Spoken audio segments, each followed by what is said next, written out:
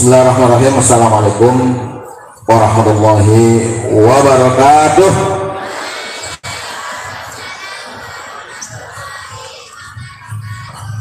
Kurang kencang jawabnya Assalamualaikum warahmatullahi wabarakatuh.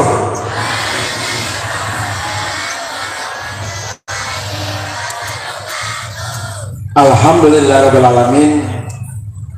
Wal aqibatu lil muttaqin fala udwana illa 'alal zalimin. Asyhadu an la ilaha illallah wa asyhadu anna Muhammadan rasulullah. Allahumma shalli wa sallim ala Muhammadin wa ala alihi wa sahbihi ajmain. Asbahna ala fitratil Islam wa ala kalimatil ikhlas wa ala dini Muhammadin sallallahu alaihi wasallam wa ala millati Ibrahim hanifa wa ma kana minal musyrikin. Raditu billahi rabba wa bil islami dina wa bi Muhammadin nabiyya wa rasula. Allahumma rabbana zidna ilman nafi'a wa rizqan wasi'a wa amalan mutaqabbalan. Qala Allah ta'ala fil Qur'anil Karim, a'udzu billahi minasyaitonir rajim. Bismillahirrahmanirrahim. Wallahu akhrajakum min buduni ummahatikum la ta'lamuna syai'a wa ja'ala lakumus sam'a wal absara wal afidah la'allakum tashkurun. Wa qala Rasulullah sallallahu alaihi wasallam, kullu mauludin yuladu 'alal fitrah fa abawahu yuhawwidanihi aw yunassiranihi aw yumajjisanihi. Amma ba'd. Yang saya hormati dan saya muliakan pimpinan cabang Muhammadiyah Majenang, Bapak Haji Masyur Ihsan. Yang saya hormati Ketua Cabang Sumur Hidup Ustaz Saiful Anam atau Gus Ipul sebagai pimpinan Sumur Hidup, dan tidak boleh mengadakan muktamar luar biasa. Jadi tetap Sumur Hidup jadi pimpinan cabang Muhammadiyah Majenang. Kemudian yang saya hormati Bapak Sentot Pancawardaya, yang saya hormati Ustaz Musdehun, dan Bapak keamanan kita yaitu Pak Nugroho. Tidak lupa pula yang kami banggakan, yang kami sayangi dan cintai Ibu Aisyah, yaitu pimpinan cabang Aisyah Majenang, yaitu Ibu Hajah Nurdiana, kemudian Ibunda Hajah Siti Nurahayani. Mudah-mudahan ibu-ibu BCA senantiasa aktif dan senantiasa memberikan kontribusi pada acara setiap Ahad pagi, sehingga bapak-bapak ibu-ibu yang hadir senantiasa bisa terlayani dengan baik dan senantiasa hadir, karena semua yang dibutuhkan tersedia dan disediakan oleh pimpinan cabang Aisyah. Para bapak, para ibu jamaah yang dimuliakan Allah Ta'ala, tema kita pada hari ini adalah menjaga iman ya. Jadi kenapa iman itu bisa hilang atau harus dijaga? Dalam sebuah hadis Rasul menegaskan bahwa saya di zamanun ala ummati yafirruna minal ulama wal fuqaha wa yabtaliyallahu bisalasati baliyat. Akan datang suatu masa di mana umat dijauhkan dari ulama, umat kehilangan ulama, dan umat ditinggal wafat oleh para ulamanya.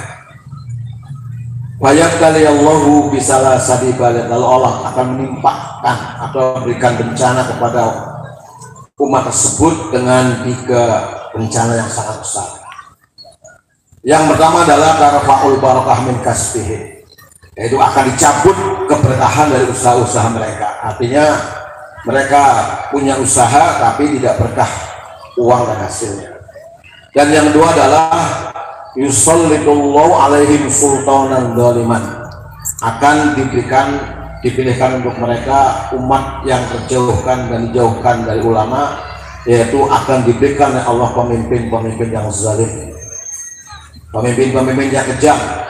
Dan yang ketiga adalah yakhrujuna minad dunya bi ghairi iman, banyak orang yang meninggal dunia tapi tidak membawa iman. Nah ini bahaya kalau seandainya satu bangsa, satu negeri menjauhi ulama, dijauhkan dari ulama, sehingga bagaikan ayam kehilangan induknya. Oleh karena itu kajian inti pada hari ini adalah kita menjaga iman. Apa pengertian iman? Al-iman takrirun bil lisan, yaitu diucapkan oleh lisan, wa tasdiqum bil qalbi, diyakini oleh hati, wa taf'ilu bil arkan, dan diamalkan oleh seluruh anggota tubuh kita. Jadi kita mengucapkan fa'lam annahu la ilaha illallah. Jadi kita ucapkan apa? Asyhadu alla ilaha illallah. Aku bersaksi bahwa tiada ilah, tiada Tuhan kecuali Allah.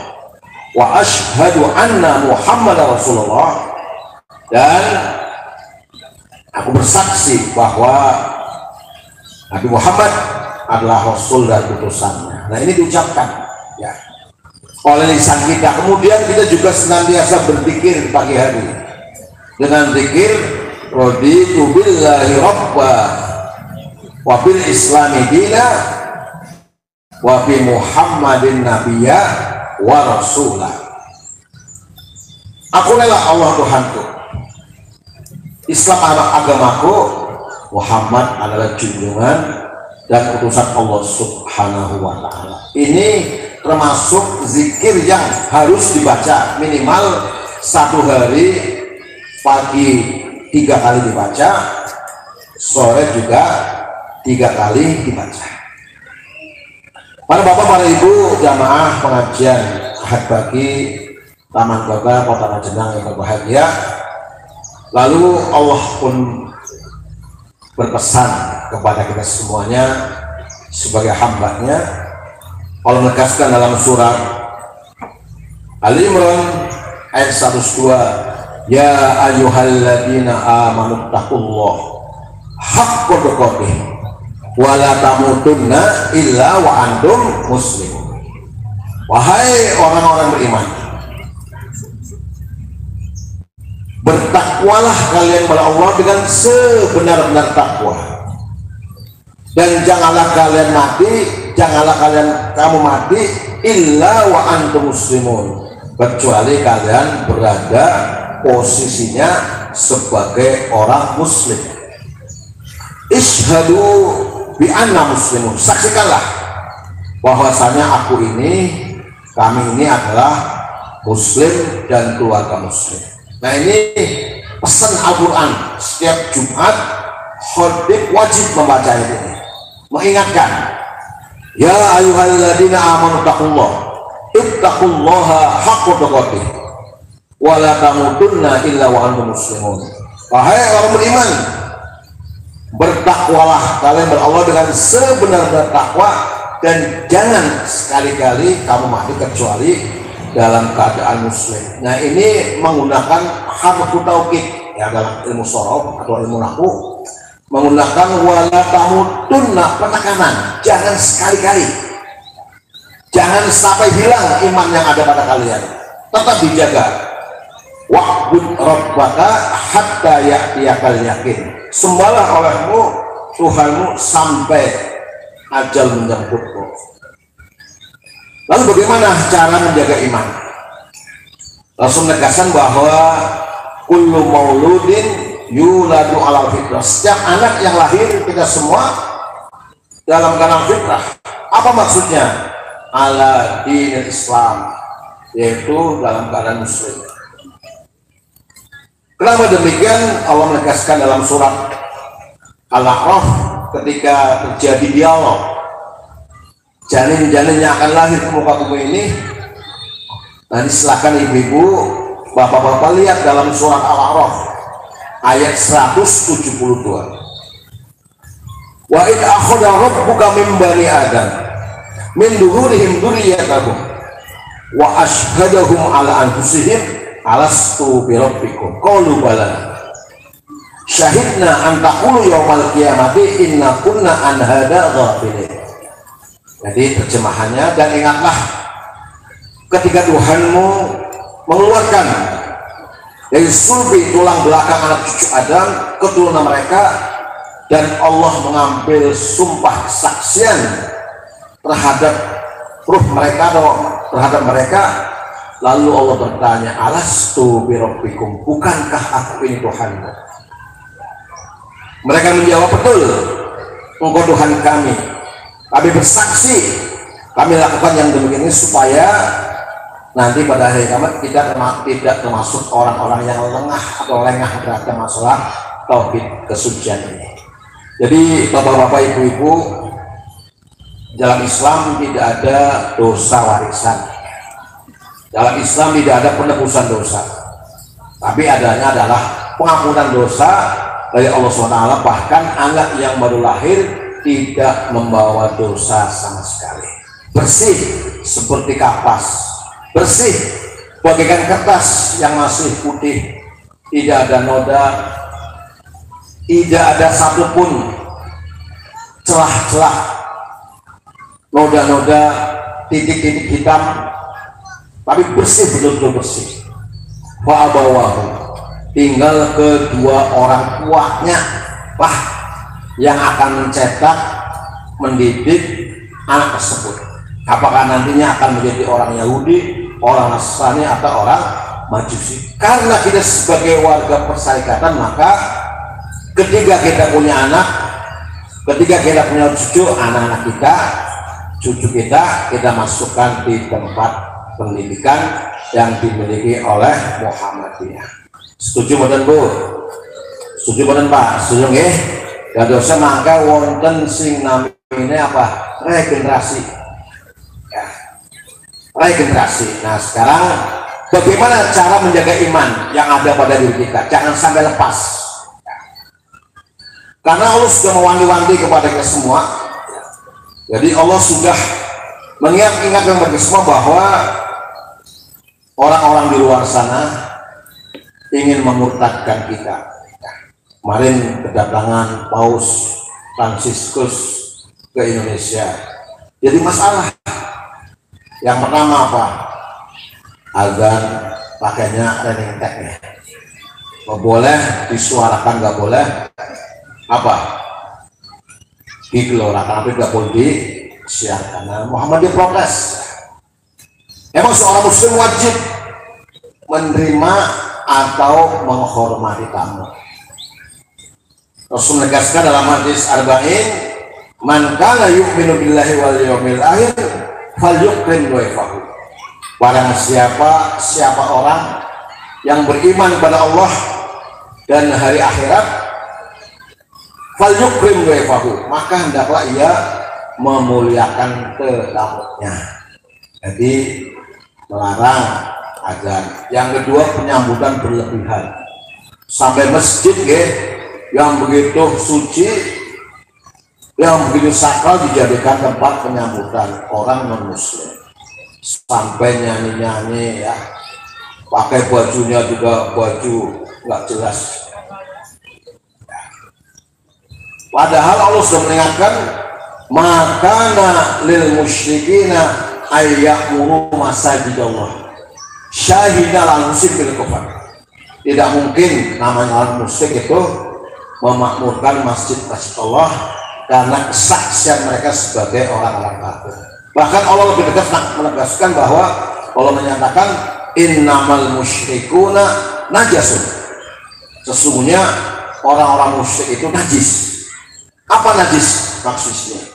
Najis iktikadnya, najis hatinya, nggak boleh masuk ke masjid. Tapi penyambutannya luar biasa, sampai masjid dijadikan seperti apa? tempat karaoke, joget-joget, nyanyi-nyanyi, ya nggak jelas. Nah ini dari mana dasarnya? Nah ini peringatan bagi kita semuanya. Maka Allah sudah mengingatkan pada kita semua bahwa orang-orang di luar sana ingin memurtadkan kaum muslim. Maka di dalam surat Ali Imran ayat 100 Allah menegaskan, ya ayyuhalladzina amanu in tuti'u fariqam minal ladzina ulul kitab yaruddukum ba'da imanikum kafirin. Wahai orang beriman, jika kamu mengikuti sebagian dari orang yang diberi kitab, niscaya mereka akan mengembalikan kamu menjadi orang kafir setelah kamu beriman. Nah ini penting, peringatan bagi semuanya bahwa iman yang kita miliki harus kita jaga. Paling tidak ada 5 dalam rangka menjaga iman. Jadi ibu-ibu, adik-adik semua lahir dalam bulan suci, maka ingat harus sampai akhir hayat kita jaga. Yang pertama adalah dengan menjaga makan dan minum. Menjaga makanan dan minum adalah hasil kerjaan kita.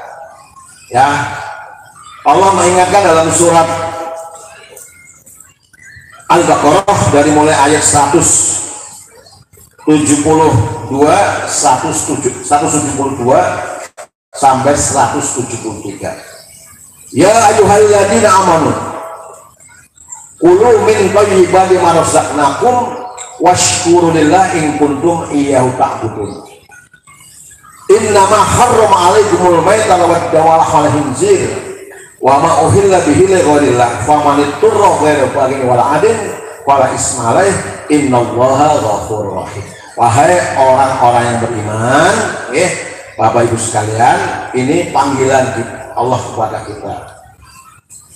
Makanlah dari rezeki yang baik dan yang halal yang kami berikan kepada kamu, dan bersyukurlah kalian kepada Allah jika hanya kepadanya kalian beriman pada Allah SWT.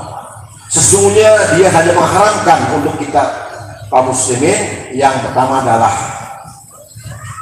bangkai, darah, daging babi dan binatang yang disembelih bukan atas nama Allah.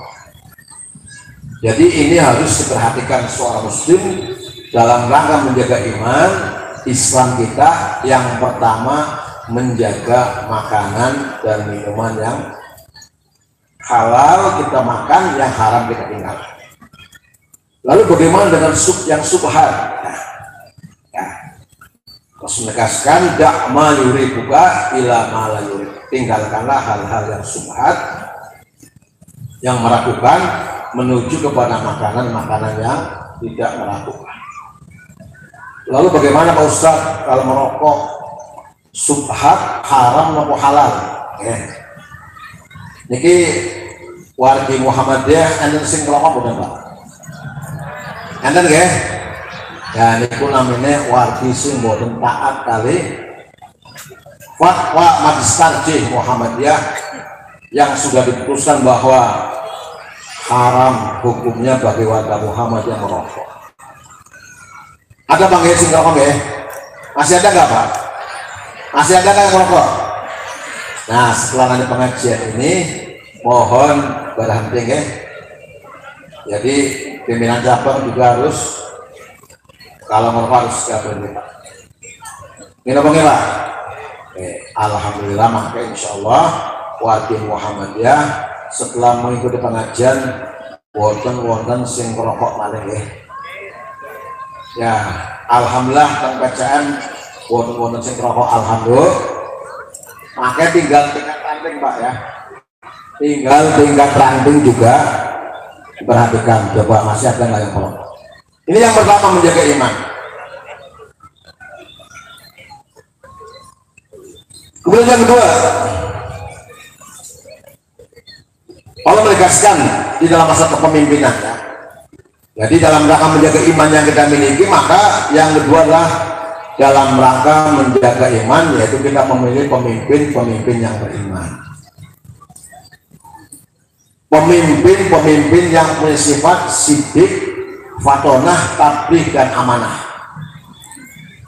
Apa dasarnya? Kita lihat di dalam surat Al-Maidah Ayat 51. Ya ayyuhalladzina amanu la tattahidul yahuda wan nasara awliya ba'duhum awliya ba'din wa may yatawallaw minkum wa innahu minhum innallaha la yahdil qaumadz dhalimin. Wahai orang beriman, janganlah kalian menjadikan orang-orang Yahudi dan orang-orang Nasrani sebagai aulia, pemimpin kalian, wakil kalian. Ba'duhum aulia ba'din, mereka satu dengan yang lain saling berkolaborasi, saling bekerja sama untuk menghancurkan kita. Barang siapa yang mendukung mereka, memilih mereka sebagai pemimpin, maka ia termasuk golongan mereka dan Allah tidak akan memberikan petunjuk kepada orang-orang yang zalim. Jadi ini masalah kepemimpinan.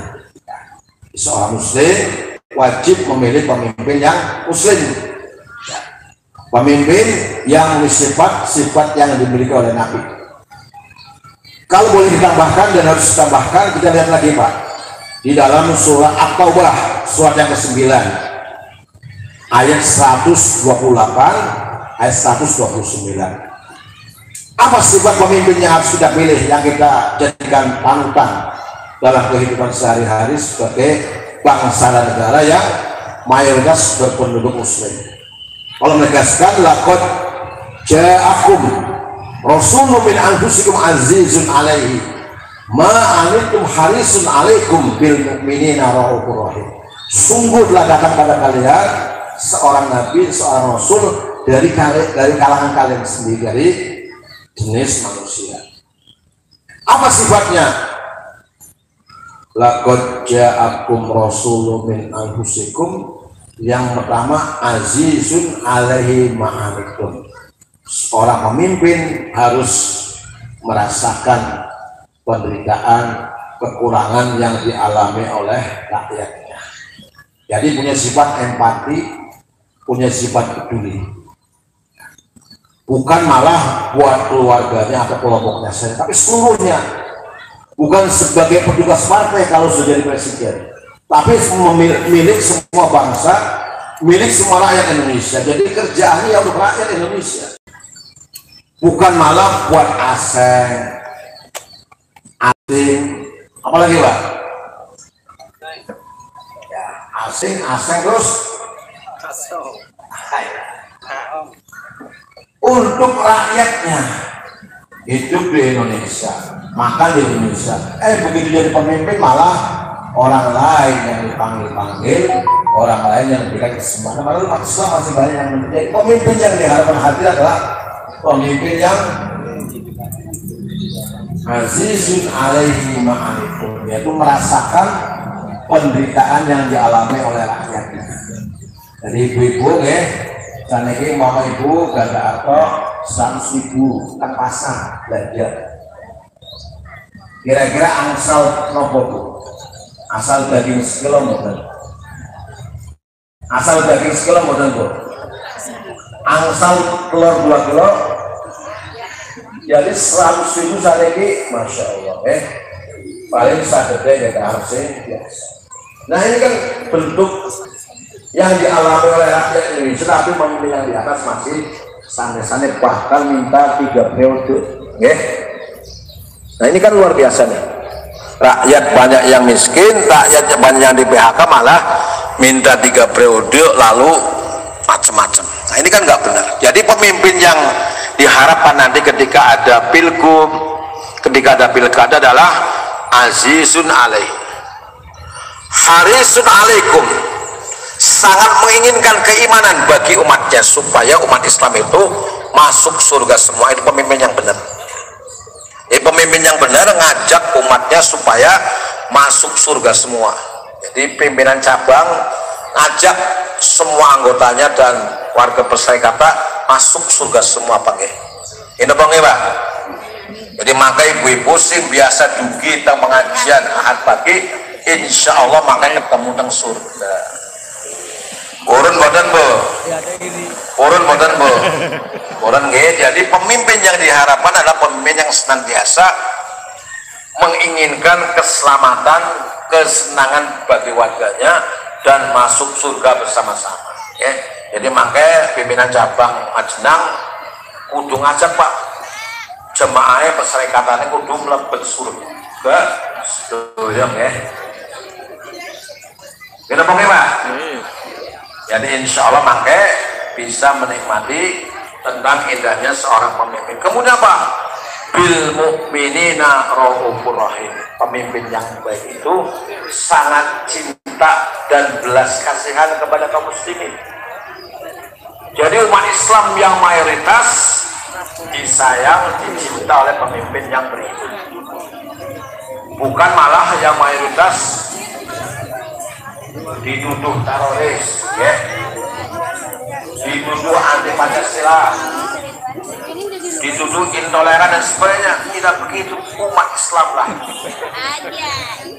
yang harus disayang. Insya Allah kalau sebuah negara mayoritas berpenduduk muslim, maka umat-umat yang lain pasti akan merasakan Islam yang rahmat. Irhamu man fil ardh yarhamukum man fis sama. Rahmati, sayangi semua apa saja yang ada di muka bumi, insya Allah nanti akan menyayangi makhluk-makhluk yang ada. Jadi pemimpin yang kita harapkan adalah bil mu'minina. Assalamualaikum Pak. Para bapak, para ibu, jamaah sekalian rahimahumullah. Kemudian yang ketiga, untuk menjaga keimanan yang kita miliki, ya, keimanan yang ada pada kita, maka kita bisa melihat di dalam surat Al-Baqarah. Al-Baqarah ayat 221, yaitu masalah rumah tangga, masalah pernikahan. Allah menegaskan wala tankihul musyrikati hatta yu'minna, dan janganlah kalian wahai kaum laki-laki menikahi wanita musyrik sebelum mereka beriman. Wala amatun mu'minatun khairum min musyrikin walau a'jabatkum. Sungguh wanita yang muslimah itu lebih baik daripada wanita musyrik walaupun dia menakjubkan kalian. Kemudian ayat selanjutnya tegaskan wala tunkihul musyrikina hatta yu'minu. Janganlah kalian menikahkan anak-anak putri-putri kalian dengan orang-orang non-muslim sebelum ia beriman, sebelum mereka beriman. Sungguh budak yang muslim lebih baik daripada laki-laki yang non muslim walaupun dia menakjubkan. Kenapa demikian? Mulai kayak orang-orang muslim, orang-orang muslim mengajak kita ke neraka, mengajak anak cucu kita masuk ke neraka. Sebenarnya Allah mengajak kita semua kepada ampunan dan surga. Wa yubayyinu ayatin nas la'allahum yattaqun. Dan Allah mengingatkan tentang masalah pernikahan ini kepada kesemuanya agar kita mengambil pelajaran. Jadi bapak sekalian, pernikahan beda agama tidak sah, baik menurut catatan negara maupun menurut hukum agama, hukum Islam. Sehingga banyak orang nikah agama berbeda agama itu nikahnya di negeri atau nikahnya di luar negeri. Karena kalau di Indonesia tidak mendapatkan hak nikah.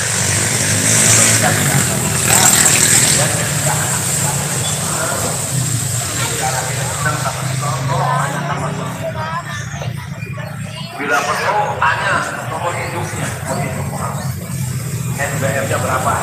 Enggak. Apa berapa juz? Ya, enggak. Ya, lulusan mana? Kadang-kadang enggak apa-apa.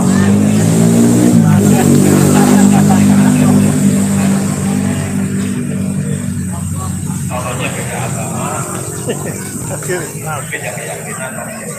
Inilah hal-hal yang bisa menjaga iman kita sehingga nanti insya Allah ketika kita nanti menjalankan ini bersama kita bisa orang-orang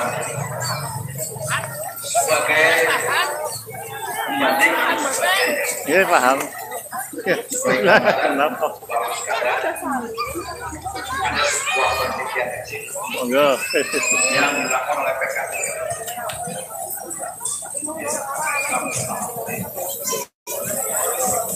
Jadi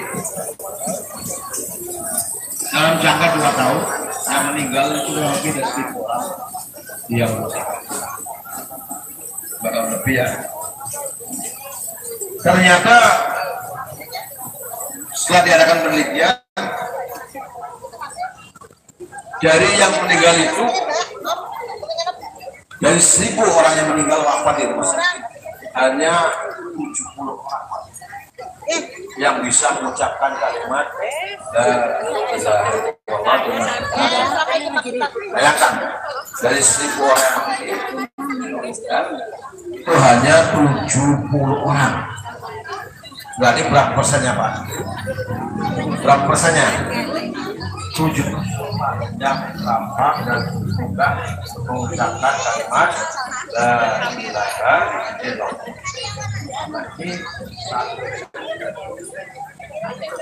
Ini satu pelajaran bagi kita ternyata mengucapkan kalimat la ilaha illallah itu tidak mudah kita. Oleh karena itu saya mengajak para sekalian, apabila kita sakit mau berobat, tolong berobatlah di PKU Muhammadiyah. Ya.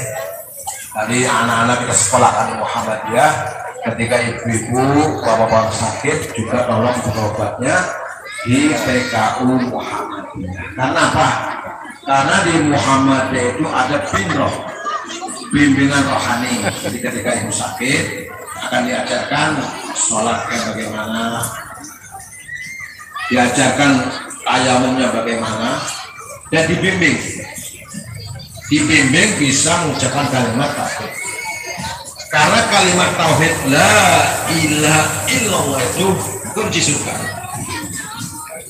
Jadi man kana akhiru kalamihi la ilaha illallah ta'ala. Jadi barang siapa yang akhir hayatnya yang ia ucapkan kalimat tauhid lalu pasti masuk surga. Jadi akan dibimbing, ditalkinkan.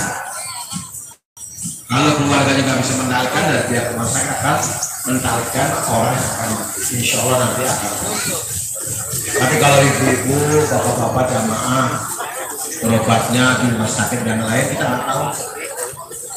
Dirawat sekian hari, dokternya mati di situ, kita nggak tahu apakah bisa atau lancar mengucapkan kalimat tauhid atau tidak. Karena berdasarkan penelitian hanya 70 orang dari 1.000 orang yang mati. Jadi 7% pasti sekali. Ini zaman fitnah. Sehingga orang banyak yang dimurtadkan, banyak yang diselewengkan imannya.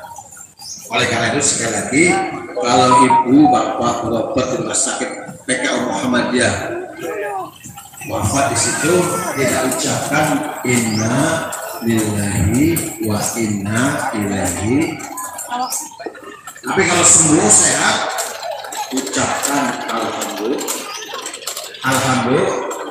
Nah ini Pak, pentingnya kita bermuhammadiyah, pentingnya kita menjaga iman, sehingga dengan menjaga iman itu maka insya Allah hidup kita akan selamat di dunia dan selamat di akhirat. Kemudian sebagai penutup Bapak sekalian,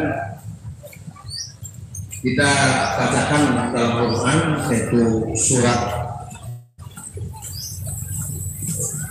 Al-Maidah. Nanti silakan Bapak Ibu dilihat dicek ya. Surah Al-Maidah dari mulai ayat 36 dan 37. Mohon Bapak Ibu sekalian, Al-Maidah surat yang ke-6 ayat 36 dan 37. Allah menegaskan, innal ladzina kafaru law anna lahum ma fil ardi jami'a wa mislahu ma'ahu liyaftadu bihi min adabi yaumil qiyamah ma tuqbila minhum wa lahum adabun alim yuriduna ayakhruju minan nar wa ma hum bikharijin minha wa lahum adabun muqim. Yang artinya sesungguhnya orang-orang yang kafir,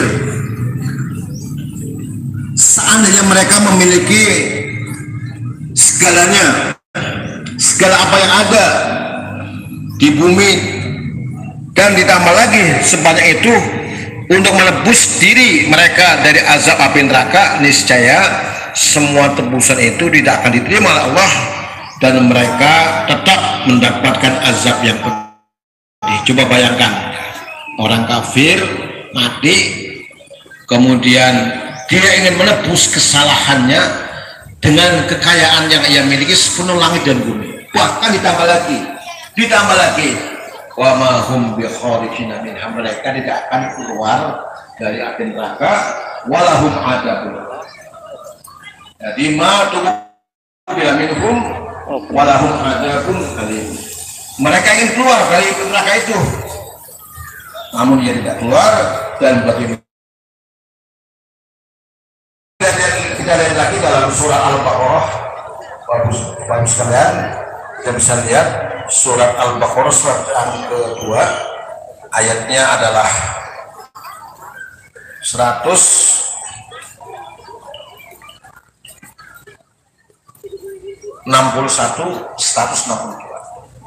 Allah menegaskan, innal ladina kafaru wa matu wa hum kuffar ulaika alaihim laknatullah wal malaikati wan nasi ajmain khalidina fiha la yukhaffafu anhumul adzab wa lahum yunzarun. Sungguh orang-orang kafir, orang-orang yang tidak punya iman dan dia mati dalam kekafirannya, maka mereka itu mendapat laknat dari Allah, laknat dari para malaikat, dan laknat dari seluruh umat manusia. Bayangkan, mereka kekal di dalamnya dan tidak akan diringankan azabnya, dan mereka tidak diberi penangguhan. Nah, Bapak sekalian, untuk itu mari kita jaga iman kita sampai akhir hayat kita, sehingga nanti kita termasuk orang-orang yang husnul khotimah.